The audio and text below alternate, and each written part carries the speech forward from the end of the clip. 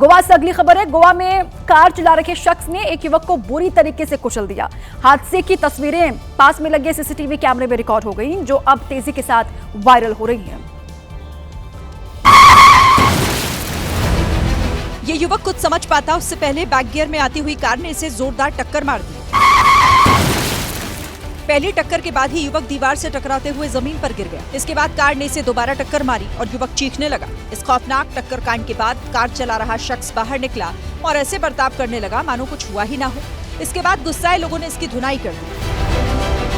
Car के आगे मारपीट होती रही और युवक दीवार के सहारे काफी देर तक दबा रहा। अब इस हादसे को दुकान के अंदर लगे सीसीटीवी कैमरे की नजर से देखिए। युवक पहले थोड़ी दूरी पर खड़ा था और जैसे ही 5 कदम आगे बढ़ा, कार ने उसे कुचल दिया, जबकि दूसरा शख्स वहां से हट चुका था। इस विवाद की शुरुआत तभी हो गई थी जब कार चला रहे शख्स ने सड़क किनारे खड़ी इस बाइक में टक्कर मारी। बाइक में टक्कर मारने के बाद वहां लोगों की भीड़ जमा हो गई थी और तभी युवक ने भागने की कोशिश की और बैक गियर में ही उस युवक को कुचल दिया। स्थानीय लोग बता रहे हैं कि कार सवार ये युवक नशे में था। फिलहाल पुलिस ने इसे गिरफ्तार कर लिया है। अक्सर चोरों को ये लगता है कि एटीएम में हमेशा पैसा भरा रहता है, इसलिए जब एटीएम को वो तोड़ नहीं पाते तो उसे उठाकर अपने साथ ले जाते हैं और जब खोलते हैं तो हाथ खाली रह जाता है। कर्नाटक के बेलगावी में चोरों ने एटीएम मशीन से पैसे निकालने की कोशिश की, लेकिन जब मशीन नहीं खुली तो एटीएम को ही कंधे पर उठा लिया और 200 मीटर तक पैदल चलने के बाद एटीएम मशीन को गाड़ी में लादकर फरार हो गए। इस वारदात को अंजाम देने के लिए 3 चोर आए थे, 1, 2 और 3।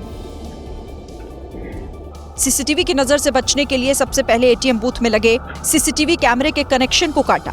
हालांकि तब तक डीवीआर में उनकी तस्वीर रिकॉर्ड हो चुकी थी और एटीएम मशीन ले जाते वक्त भी बाहर लगे सीसीटीवी कैमरे में उनकी करतूत कैद हो गई। बताया जा रहा है कि इस एटीएम मशीन में सिर्फ 1 लाख रुपए थे। पुलिस सीसीटीवी फुटेज की मदद से इन तीनों चोरों की तलाश में है।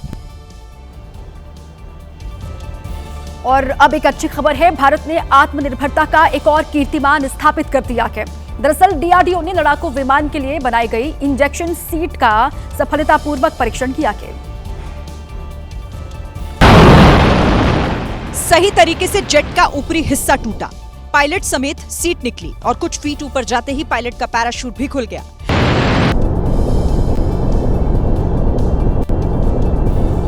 और इस तरह से डीआरडीओ ने चंडीगढ़ में तेजस विमान की इमरजेंसी इजेक्शन सीट का high speed rocket sled test सफलतापूर्वक पूरा किया। जिस वक्त ये टेस्ट किया गया उस वक्त विमान की रफ्तार 800 किलोमीटर प्रति घंटा थी।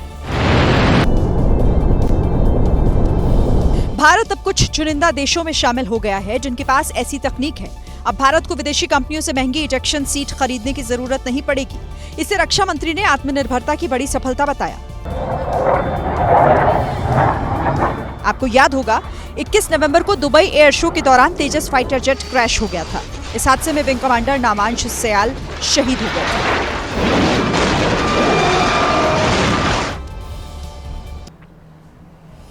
चीन से भीषण आग का डरावने वाला वीडियो सामने आया है। यहां सड़क पर आग की ऐसी लपटें उठी कि इलाके में दहशत फैल गई। ऐसा लगा कि सड़क पर अग्नि तांडव हो रहा है। आग तो खतरनाक थी ही, लेकिन उससे भी ज्यादा डरावना इस आग का काला धुआं था जो कई फीट ऊपर तक उठता देखा गया। सड़क का एक कोना जल रहा था और दूसरी लेन से गाड़ियों की आवाजाही जारी थी। ये वीडियो चीन के ग्वांगझू से सामने आया, जहां पैराफिन से भरे ट्रक में आग लग गई थी। इस आग ने सड़क किनारे खड़ी गाड़ियों को भी अपने कब्जे में ले लिया।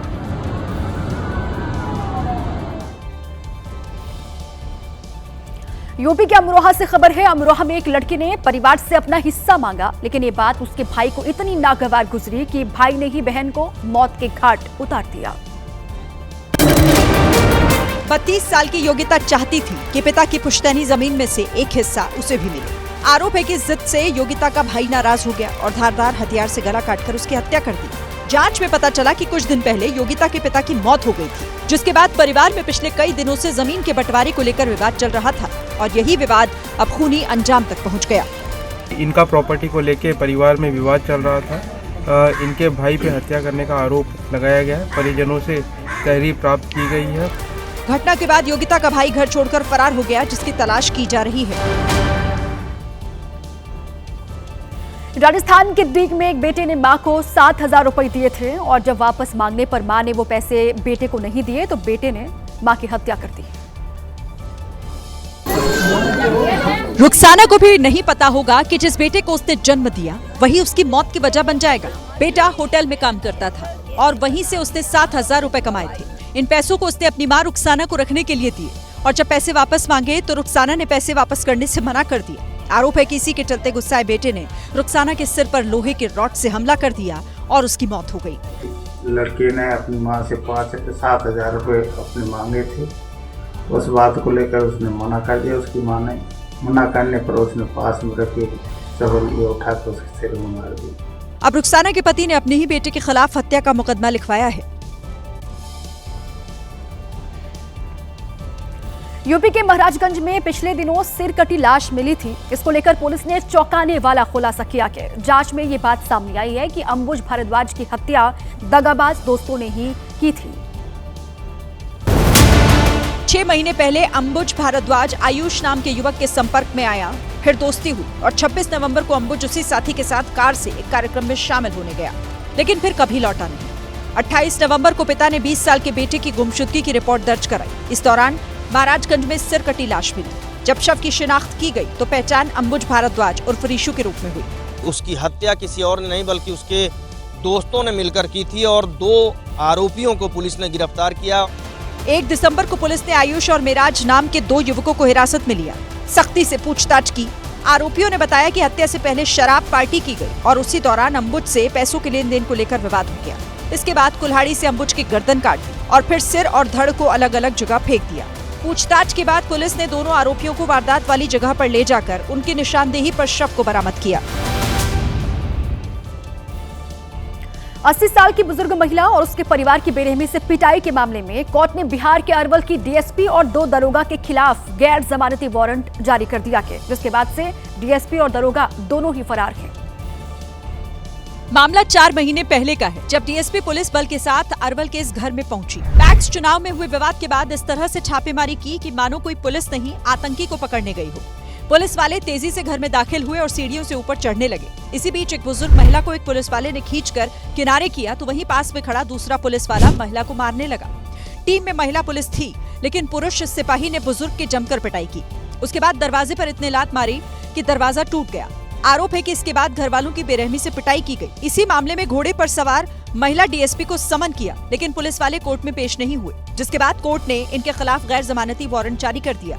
अब डीएसपी और दोनों दारोगा फरार है, उनकी तलाश की जा रही है।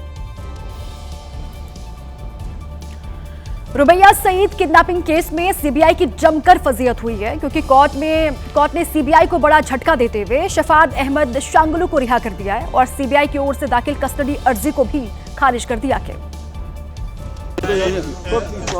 सीबीआई को फटकार लगाते हुए कोर्ट ने कहा कि शफात अहमद शांगलू का चार्जशीट में कहीं जिक्र नहीं है। कोर्ट ने फैसले में शांगलू को निर्दोष बताया।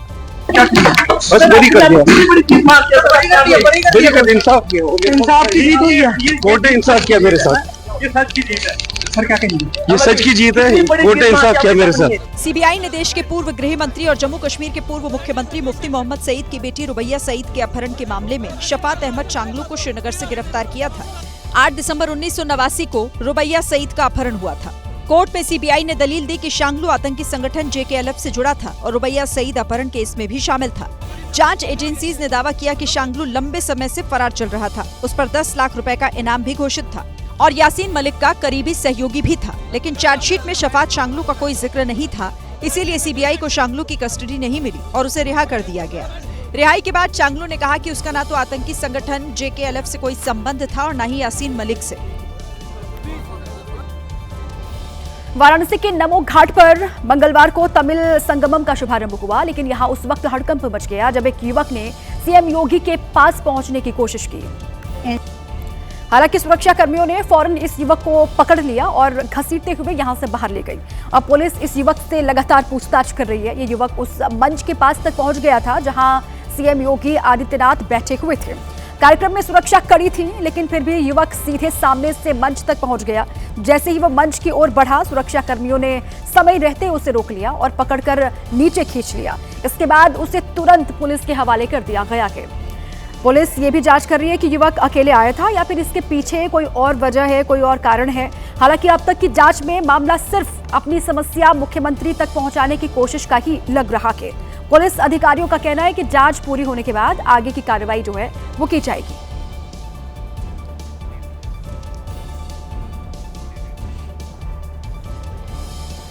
एसआईआर के काम में जुटे एक और बीएलओ की जान चली गई। ये खबर उत्तर प्रदेश के हाथरस जिले से सामने आई है।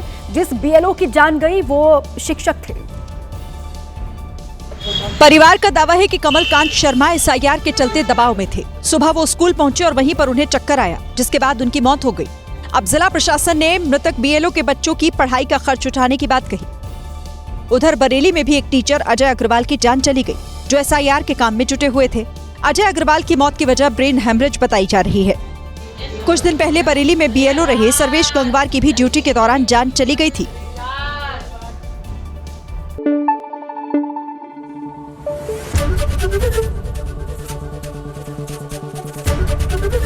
एबीपी न्यूज आपको रखे आगे।